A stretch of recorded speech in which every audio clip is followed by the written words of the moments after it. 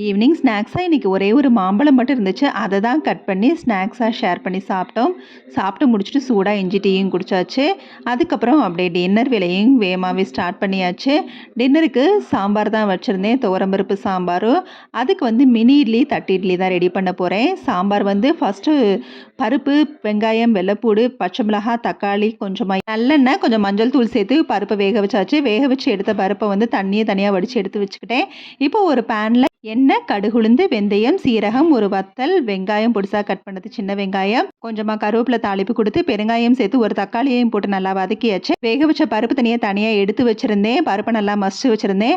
இப்போ பருப்பு தண்ணி கொஞ்சம் தண்ணி சேர்த்து அதோட வந்து கொதிக்க வச்சுட்டு நல்லா கொதிச்சதுக்கப்புறம் ஒரு 10 நிமிஷத்துக்கு அப்புறம் வேக வச்சு நல்லா மசிச்ச பருப்பை அதோட ஆட் பண்ணி ஒரு 15 மினிட்ஸ் வந்து மீடியம் ஃப்ளேமில் வச்சு கொதிக்க விட்டுறலாம். அது வேகிறதுக்குள்ளே இங்கே ஒரு பக்கம் தட்டு இட்லி, மினி இட்லியும் ஊற்றி வச்சதும் வெந்துருச்சு. இப்போ சூடாக சட்னி சாம்பாரை சேர்த்து நைட் டின்னர் சூப்பரா முடிச்சாச்சு.